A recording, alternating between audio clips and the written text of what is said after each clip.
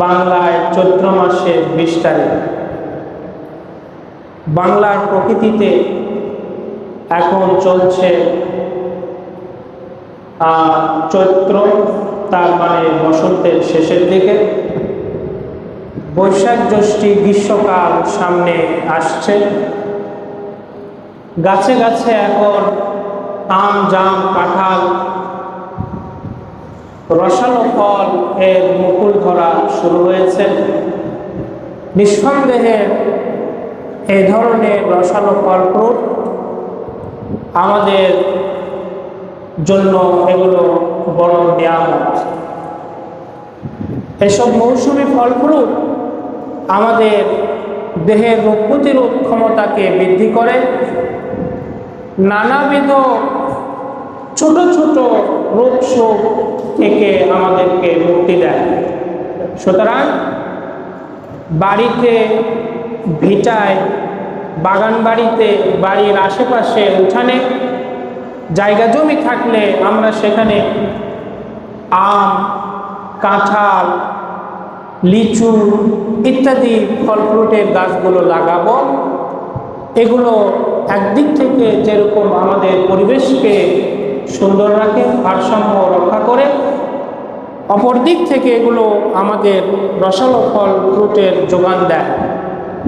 আমরা যদি বাসা বাড়িতে সব ফল ফ্রুটের আবাদ করি, লাগাই, পরিচর্যা করি, ফলের যোগান যদি নিজেদের কাছ থেকে আসে, বাজারে চাপ কম হবে, দাম কম থাকবে, সবাই মিলে আমরা সেগুলো উপভোগ করতে পারবো। আল্লাহ সবাইকে তৌফিক দিক, সকলে বলি আমিন। প্রিয় উপস্থিতি, যেহেতু শাওয়াল মাসের 14 তারিখ, তার মানে রমাদানের পরে ঈদুল আজহা আসতে বরাবর 2 মাস 10 দিন থাকে। তার 15 দিন আমরা অলরেডি গত করে ফেলেছি। তো এই আমাদের ঈদুল আজহা আসতে শাওয়াল মাসের শেষেই জিলহজ, এরপরেই জিলহজ। তো সেই পরিপ্রেক্ষিতে আমাদের সামনে চাঁদের হিসাব অনুযায়ী যে ইবাদতগুলো সামনে চলে আসে, এর মধ্যে গুরুত্বপূর্ণ ইবাদত হচ্ছে হজ। আমাদের অনেকেরই জীবনে হজ ফরজ হয়েছে, কিন্তু আমরা সেটা গুরুত্ব করি না, গুরুত্ব দেই না। কারণ হজ এটা যে ফরজ হয়, সর্বপ্রথম হজের পরিচয়টা যদি আপনাদেরকে একটু দেই, তাহলে হজ এটা একটা আরবি শব্দ। এই আরবি শব্দের আবিধানিক অর্থ হচ্ছে আল কসদু, তথা ইচ্ছা করা, সংকল্প করা। ইচ্ছা করা, সংকল্প করা। কি করা? ইচ্ছা করা। ইসলামী শরীয়তের পরিভাষায় হজ বলা হয় হিয়া কসদুন লিবাইতিল্লাহিল হারাম,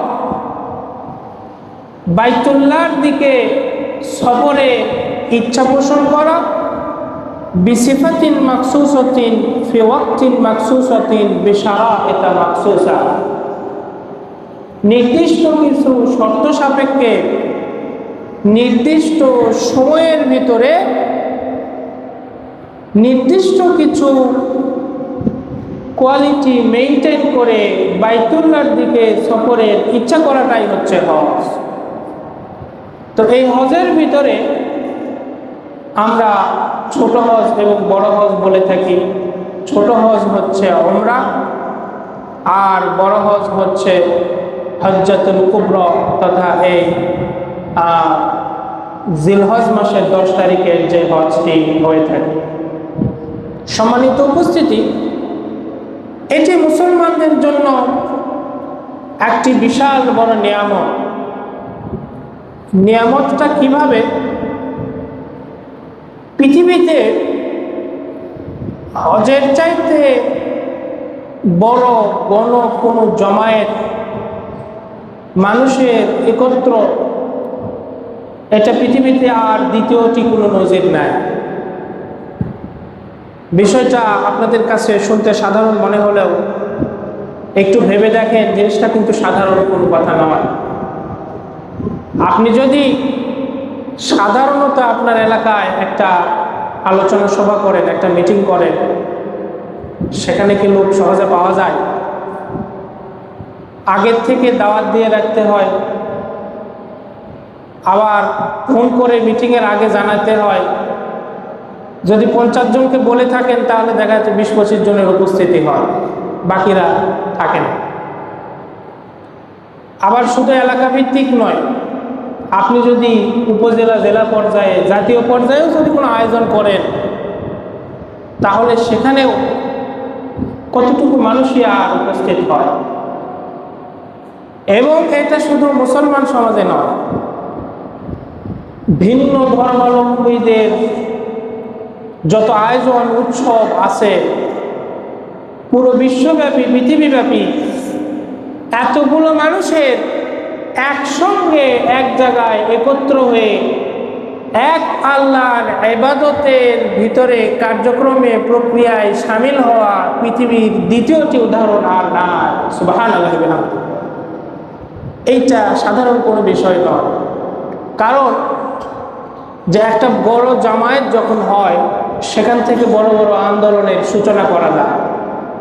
আপনি যদি একটা বড় আন্দোলনের ডাক দেন, একটা জিহাদের ডাক দেন, একটা অভ্যুত্থানের ডাক দেন, কোনো কিছু ঘোষণা দেন, তাহলে যত সংখ্যক মানুষ উপস্থিত থাকে তত সফলতার সম্ভাবনা বেশি থাকে। মুসলমানদের জন্য এটা হচ্ছে একটা অপরচুনিটি। আমাদের ইসলামটা দেখেন কতটা বিন্যস্ত। দিনে 5 বার মসজিদে একত্র হতে হয়। আপনি দেখান যে সমাজে আর ভিন্ন কোনো নিয়ম, ভিন্ন কোনো প্রতিষ্ঠান বা একটা সিস্টেম আছে যে 5 বার একসঙ্গে সুন্দর করে পবিত্র হয়ে, পরিষ্কার পরিচ্ছন্ন হয়ে এক জায়গায় সব একত্রিত হয়? দ্বিতীয় কোনো সিস্টেম নাই, নামাজে আছে। তার মানে 5 ওয়াক্ত নামাজে মুসলমানদের ওই সমাজের কোনো ডিরেকশন, নির্দেশনা দিতে চাইলে সেটা দেওয়া যায়, সেরকম সুযোগ আছে। এটা হচ্ছে একটা সুন্দর সিস্টেম। আবার জুমার দিন মুসলমান সমাজের নিয়ম নীতি অনুযায়ী আমাদের পুরো বিশ্বে সবার ছুটি থাকে। কর্মব্যস্ততা থেকে মুক্ত হয়ে সবাই এক জায়গায় উপস্থিত হয়ে একটা ইবাদতে জমায়েত হয়। তার মানে কোনো নির্দেশনা দেওয়ার সুযোগ থাকলে, কোনো আলোচনা করার সুযোগ থাকলে একটা সুন্দর সিস্টেম অলরেডি রেডি হয়ে আছে। আপনি এতগুলো মানুষকে একসাথে এই কলাবাড়িতে যুক্ত করেন, সাধারণ কথা না, একসাথে পাবেন না। কিন্তু ইসলাম আমাদের এই সুযোগটা করে দিয়েছে। এটা হচ্ছে আমাদের সামাজিক শৃঙ্খলা।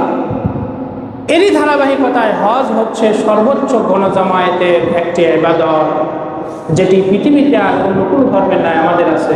এটা আমাদের জন্য একটা শক্তি, একটা পাওয়া। আমরা এভাবে কখনো কল্পনা করি না। এই যে হজ, এই হজটা খরচ হয় খুব সাধারণভাবে। এটার জন্য বড় কোনো নিয়ম টিয়ম, খুব বেশি কিছু থাকতে হয় তা নয়। আপনি পৃথিবীর যে ভূখণ্ডে আছেন, যে জায়গাতে বসবাস করতেছেন, সেই ভূখণ্ড থেকে কাবা বাইতুল্লাহ পর্যন্ত যাওয়ার এই যে যাত্রা এবং সফরকালের যে খরচ, যাবেন, হজ কার্য সম্পন্ন করে আবার ফিরে চলে আসবেন, 10, 15, 20, 1 মাস, যে কয়দিন লাগুক দূরত্ব বিবেচনায় আপনি যাবেন, আবার ফিরে আসবেন, এবং মাঝখানে যে কয়দিন সেখানে অবস্থান করবেন, সে অবস্থানকালীন আপনার একেবারে প্রয়োজনীয় যা কিছু লাগে, খানা দানা, এসে বাসা বাড়ি থাকা, এই সফরকালীন এই খরচটুকু যদি আপনি বহন করতে পারেন, তাহলেই আপনার আমার উপরে হজ খরচ। আর এই সময়টুকু আপনি যে বাড়ি থেকে যাচ্ছেন, আপনার ফ্যামিলির ভরণ পোষণের জন্য যা কিছু লাগে ততটুকু রেখে যেতে হবে। আমাদের বাড়ি থেকে যদি আমি 1 মাসের জন্য না থাকি, তাহলে 1 মাসের খানা দানার জন্য, ভরণ পোষণের জন্য কোনো কিছু থাকবে না। এরকম ফ্যামিলি আমি মনে করি যে এখন আর নাই, আছে। আপনি যদি 1 মাসের জন্য না থাকেন তাহলে আপনার ফ্যামিলি কি অচল হয়ে যাবে? এরকম ফ্যামিলি কেউ আছে আমাদের এখন? নাই। তাহলে লাগে কি? আর বাকি যেটা থাকে সেটা হচ্ছে যে আমি যদি বাইতুল্লাহ সফর করে গিয়ে ঘুরে আসতে পারি, এতটুকু খরচ। কমপক্ষে খুব স্বল্প খরচে গেলে 4-5 লাখ টাকার মতো বর্তমানে লাগছে। 5-7 লাখ টাকা লেগে যায় একটু খরচ করে যেতে হলো। আমাদের মধ্যে অনেকে এমন আছে যারা এর চাইতেও বড় অঙ্ক ব্যাংকে জমা রেখেছে, বাড়ি গাড়ি করছে, 2তলা 3তলা বাড়ি হচ্ছে, বা থাকার জন্য একটা বাড়ি আছে, শহরে আবার দোকান পাট করছে, ভাড়া দেওয়ার জন্য বাসা বাড়ি গৃহ নির্মাণ, অট্টালিকা ভবন নির্মাণ করছে। এরকম অনেকেই আছে। তার উপর কিন্তু হজ খরচ হয়ে গেছে, এটা সে বেমালুম ভুলে গেছে, হজ করলই না। আল্লাহ রাব্বুল ইজ্জত কুরআনুল কারীমের সূরা আলে ইমরানের 97 আয়াতে বলছেন, ওয়ালিল্লাহি আলান নাসি হিজ্জুল বাইতি মান ইসতাতাআ ইলাইহি সাবিলা ওয়া মান কাফারা ফা ইন্নাল্লাহা গনিয়্যুন আনিল আলামিন। রব্বুল আলামিন বলছেন, ওয়ালিল্লাহি আলান নাসি হিজ্জুল বাইতি, ওই লোক সকলের উপরে হজ করা, বাইতুল্লাহর জিয়ারত করা ফরজ। মান ইসতাতাআ ইলাইহি সাবিলা, যে বাইতুল্লাহ পর্যন্ত যাওয়ার ব্যয় করার সামর্থ্য রাখে। ওয়া মান কাফারা, আর যে আমার এই আদেশকে নির্দেশকে অমান্য করে বিধানগুল দেখায়, ফা ইন্নাল্লাহা গনিয়্যুন আনিল আলামিন, সে যেন জেনে রাখে যে আমি আল্লাহ পুরো পৃথিবী থেকে বেনিয়াস। তার হজ এটা আমি আমার জন্য নির্ধারণ করি না, এটা তার জন্য। এটা তার জন্য কিভাবে? কিতাবে এসেছে, দুনিয়ার জীবনের মহব্বতের সাথে এটার একটা উদাহরণ দেওয়া হয়েছে। উদাহরণটা কিরকম দেখেন, মানুষ যখন কাউকে ভালোবাসে, দুনিয়ার জীবনে মানুষকে ভালোবাসে, তখন ভালোবাসার সর্বপ্রথম কাজ হচ্ছে এটা একটা স্বীকৃতি দেয়া। আপনি যে একজন আরেকজনকে ভালোবাসেন সে জিনিসটা বুঝাইতে হয়, আবভাবে বুঝাইতে হয়, ইশারা ইঙ্গিতে বুঝাইতে হয়, আরেকটু সামনে গিয়ে মুখে ফুটে বলতে হয়, ঠিক কি না? আপনি একজনকে ভালোবাসলেন, সেটা কোনোভাবেই বুঝালেন না, বললেনও না, তাহলে সে কেমনে হবে? সর্বপ্রথম ভালোবাসাটা স্বীকৃতি দিতে হয়, ইশারা ইঙ্গিতে অথবা কথায়। এইটা হচ্ছে ঈমান। আমরা যখন লা ইলাহা ইল্লাল্লাহ মুহাম্মাদুর রাসূলুল্লাহ এ কথার উপরে বিশ্বাস স্থাপন করি, এই কথা যখন মুখে ফুটে বলি, মেনে নেই, তখন আমরা ভালোবাসার স্বীকৃতি দেই আল্লাহকে। এরপরে দ্বিতীয়তে ইসলামের যে দ্বিতীয় খুঁটি, সেটি আসে হচ্ছে সালাত তথা নামাজ।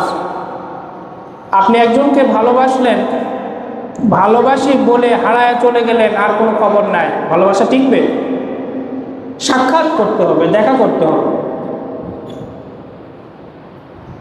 এভাবে ভালোবাসার দৃঢ় মজবুত তৈরি হয়। 5 ওয়াক্ত নামাজ হচ্ছে সেই মজবুতের ভিত। আপনি ঈমান আনলেন, এরপরে 5 ওয়াক্ত নামাজ বা জবেতা পালন করতে থাকলেন। এর অর্থ হলো আপনি ভালোবাসার স্বীকৃতি দিয়ে আল্লাহর সাথে দেখা করা শুরু করলেন। এরপর নামাজের পরে আসে ওয়া ইতাইজ যাকাত, আপনি অর্থ প্রদান করলেন। আপনি যখন কোনো মানুষকে ভালোবাসবেন, আমরা স্ত্রীকে দিয়ে উদাহরণ দিই, আপনি তাকে বললেন, বুঝালেন, তাকে নিয়ে মাঝে মাঝে ঘুরতে গেলেন, আবার তাকে বিভিন্ন আয়োজন অনুষ্ঠানে, ঈদে চাঁদে গিফট, সুন্দর সুন্দর গিফট এনে দিলেন। এতে কি ভালোবাসা বৃদ্ধি হয় কিনা? বৃদ্ধি হয়। কিতাবে উদাহরণ দেওয়া হয়েছে এভাবে। আমরা যখন যাকাত প্রদান করে আমাদের সম্পদের তখন ঠিক একইভাবে ইমানের পরে, সালাতের পরে যাকাত প্রদানের মাধ্য দিয়ে আমাদের আল্লাহর সাথে ভালোবাসাটা আরও এক ধাপ বৃদ্ধি হয়। এরপর আমরা যখন বছরে একবার রমাদানুল কারীম মাসে রোজা রাখি, তখন সেই রোজার মধ্য দিয়ে ভালোবাসার আরও এক ধাপ বৃদ্ধি হয়ে যায়। যেন বিষয়টা এমন যে আমরা বুঝাইতে চাই যে আমরা ভালোবাসার কথা বলেছি, দেখা করেছি, আবার আমরা সময়ে সময়ে গিফট দিয়েছি, আবার আমরা না খেয়ে থেকে আপনার জন্য আমরা বিশেষ আরেকটি আমল করলাম, ছেলেমেয়েরা হাত কাটে, আরও অনেক অ্যাক্টিভিটিস দেখায়। ঠিক একই রকমভাবে রোজা থেকে, না খেয়ে থেকে আমরা আল্লাহকে আরেকটা ভালোবাসার প্রকাশ ঘটাই।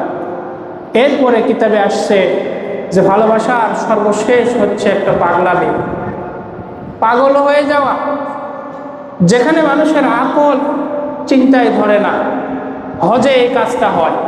সেটা হচ্ছে কি, যে আপনি 3 কাপড় একটা গায়ের সাথে মুড়িয়ে আপনি যখন সুন্দর জামা কাপড় পরেন, সেলাই করা, সুন্দর এসে ইত্যাদি, সেগুলো সব বাদ দিয়ে সাদা ধবধবে ফ্রেশ কাপড় আপনি গায়ের সাথে মোড়ালেন। এরপরে কাবা বাইতুল্লাহকে আল্লাহর স্মরণে, তার হুকুম পালনার্থে তোয়াফ করছেন, ঘুরছেন। ভাবখানা এমন যে আপনি পাগল হয়ে গেছেন। সাফা মারোয়া সাই করছেন, দৌড়াচ্ছেন। একটা জিনিস আকল দিয়ে আপনি চিন্তা করেন যে একটা ঘর, একটা কালো ঘর, গৃহ, কিন্তু সেটার চারপাশে আপনি 3টা টুকরো কাপড় পরে পাগলের মতো ঘুরছেন, তওয়াফ করছেন। আবার ওদিকে মিনায় অবস্থান করছেন, আবার ওদিকে সাফা মারোয়া দৌড়াদৌড়ি করছেন। বুদ্ধি দিয়ে তাকাইলে এই জিনিসগুলোর কোনো মানে হয় না। দৌড়াদৌড়ি, ঘরকে কেন্দ্র করে পাক খাওয়া, এটার আর কি মানে হতে পারে? কিতাবে লেখছে, ওলামায়ে কেরাম বলছেন, এটা হচ্ছে ভালোবাসার সর্বশেষ নিদর্শন। মানুষ যখন কাউকে দুনিয়ার জীবনে উদাহরণ দেয়া হচ্ছে, সর্বোচ্চ ভালোবেসে ফেলে, তখন ভালোবাসার দৃষ্টান্ত স্থাপন করতে গিয়ে মানুষ পাগলামি দেখায়। ছেলেমেয়েরা হাত কাটে, ভুরি ভুরি উদাহরণ আছে, পাগলামি দেখায়, এবং এগুলোর কোনো মানে নাই, এগুলো আকলে ধরে না। তো আল্লাহর প্রতি মানুষের ভালোবাসার সর্বোচ্চ নিদর্শন হচ্ছে হজ। হজের আমাল যেখানে আকলে ধরে না, মানুষ আল্লাহকে স্মরণ করে আল্লাহর মহব্বতে ঈমান এনেছে, নামাজ পড়েছে, রোজা রেখেছে, যাকাত দিয়েছে, এরপরে জীবনে একবার তার সামর্থ্য আছে হজে গিয়ে কাবা বাইতুল্লাহকে সামনে রেখে হজের আহকাম আর কানগুলোকে পালন করছে। এগুলো হচ্ছে আল্লাহ পাকের মহব্বতের সর্বশেষ উদাহরণ। এভাবেই আমাদের ইসলামের ভিতগুলো টিকে আছে। হযরতে ইবনে ওমর রাদিয়াল্লাহু তাআলা থেকে বর্ণিত, তিনি বলেন, বুনিয়াল ইসলামু আলা খামসিন, শাহাদাতি আল্লা ইলাহা ইল্লাল্লাহ ওয়া আন্না মুহাম্মাদার রাসূলুল্লাহ। ইসলামের খুঁটি হলো 5টি। সর্বপ্রথম আল্লাহ রাসূলকে স্বীকৃতি দেওয়া, মেনে নেওয়া, বিশ্বাস স্থাপন করা। ওয়া ইকামিস সালাহ, এরপরে সালাত আদায় করা। ওয়া ইতাইজ যাকাত, এরপরে যাকাত প্রদান করা। ওয়াল হজ্জি ওয়া সাওমি রমাদান, রমাদানুল কারীমে রোজা রাখা। আর সর্বশেষ হলো হজ সম্পাদন করা। সুতরাং এই খুঁটি বেসিক রুকুনগুলো আমাদেরকে আল্লাহর সর্বোচ্চ মহব্বতের নিদর্শন করা। আরেকটি হাদিসে গল্প বলে শেষ করছি। একবার নবীজি সাল্লাল্লাহু আলাইহি সাল্লাম খুতবা দিচ্ছিলেন। বৈঠকে বসে থাকা একজন ব্যক্তি নবীজিকে জিজ্ঞাসা করছেন, আইয়ুহান নাস কদ ফারাদাল্লাহু আলাইকুমুল হাজ্জা। নবীজি বলছেন, লোক সকল, তোমাদের উপরে হজ হচ্ছে ফরজ। ফাহুজ্জু, যার সামর্থ্য আছে তোমরা হজ করো। ফাকালা রাজুলুন আকুল্লু আমিন ইয়া রাসূলুল্লাহ। একজন ব্যক্তি দাঁড়িয়ে নবীজিকে জিজ্ঞাসা করলেন, ইয়া রাসূলুল্লাহ, প্রত্যেক বছরে কি আমাকে সেটা করতে হবে? ফাসাকাতা হাত্তা ক্বালাহা তালাসাত। নবীজি কোনো উত্তর দিলেন না। ওই ব্যক্তিটি পরপর 3 বার একই প্রশ্ন করে বসল। ফাকালা রাসূলুল্লাহ সাল্লাল্লাহু আলাইহি ওয়াসাল্লাম লাউ কুলতু নাম লাওয়াজাবাত ওয়ালামা ইস্তাতাতুম, আমি যদি হ্যাঁ বলতাম তাহলে আমার উম্মতের জন্য প্রতি বছরে হজ করা খরচ হয়ে যেত, আর যেটা তোমাদের পক্ষে সম্ভব ছিল না। এই হাদিস থেকে বোঝা যায় জীবনে একবার হলে হজ করাটা জরুরি এবং একবারের বেশি খরচ নয়। আর হজ খরচ হয়ে যাওয়ার পরে বিলম্ব করা উচিত নয়। অনেকেই, আমি যেটা বললাম যে পথের রাহাত খরচটুকু যদি আপনার থাকে 5-7 লাখ টাকা, তাহলে আপনাকে হজ করতে হবে। আপনি এটাকে একটু আমলে নিন, গুরুত্ব দিন, যে আমলটা পালন করুন। এই ফরজ আমলটি ব্যতি রেখে আপনি ব্যাংকে টাকা রেখে যদি চলে যান, আপনার মৃত্যুর পর আপনার ছেলে মেয়েরা ঠিকই সেটা বন্টন করে নেবে, কিন্তু আপনার একটি ফরজ আমল অনুষ্ঠিত হলো না, আপনি মৃত্যু চলে গেলে সেদিন কাল কিয়ামতে আপনি আল্লাহর কাছে কি জবাব দিবেন?